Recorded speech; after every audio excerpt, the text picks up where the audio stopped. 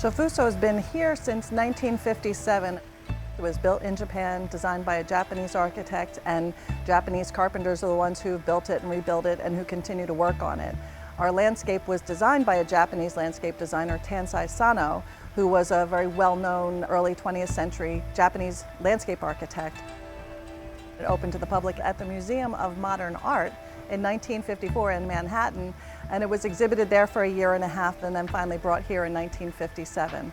The house is in the style of a 17th century estate house, and the garden is built to be typical of that sort of time period.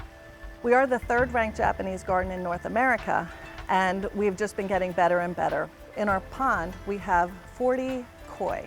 They were donated to us by one of our board members who raised koi. He's an international koi judge and koi breeder. So we have a world-class collection of koi. Koi, they are not natural to the United States. They've been brought over by humans. They spread all over the world by humans. I'm catching 3 males, and then I'm going over to another pond to catch the female. And we're going to put them together and attempt a spawning. This is a beautiful male. So it has 3 colors, red, white, and black. And the pattern falls perfectly on this fish. In Japan, this would be considered a very high quality koi. The valuable fish are the females. The serious hobbyists never buy a male.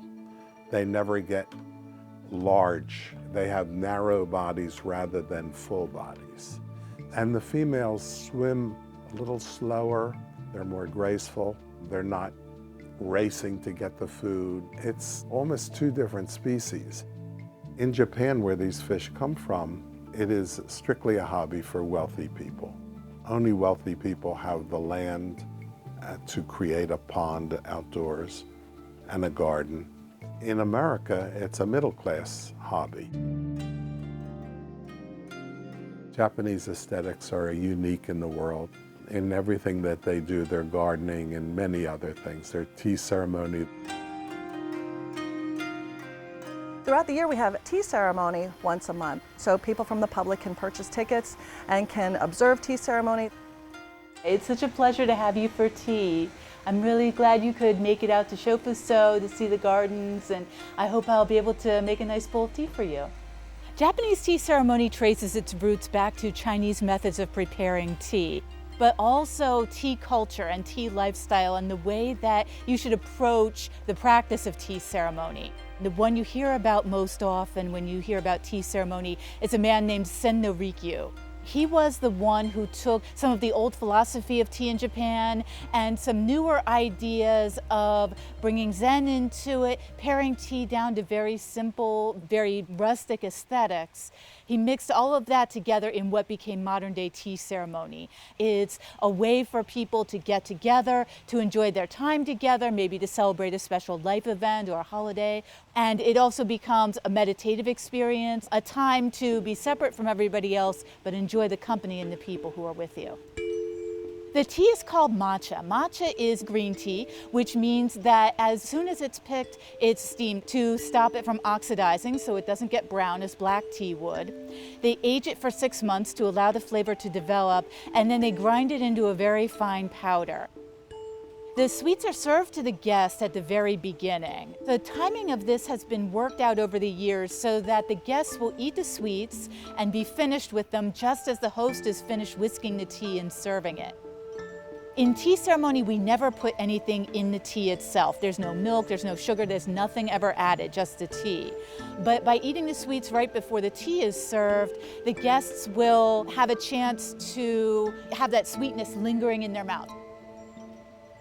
We're also very careful when choosing sweets to make sure it's something that's going to complement the flavor of the tea and not overpower it or distract from it. There's a Japanese principle called Ichigo Ichie. Loosely translated, it means one time, one meeting.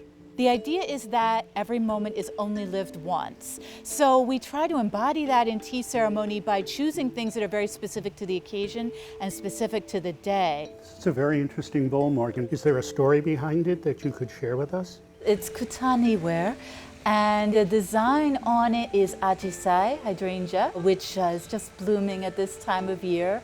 So I know how much you love gardens, and I thought it would be a nice reminder of the day and the season to bring that bowl to the tea room today. What can you tell us about this tea container?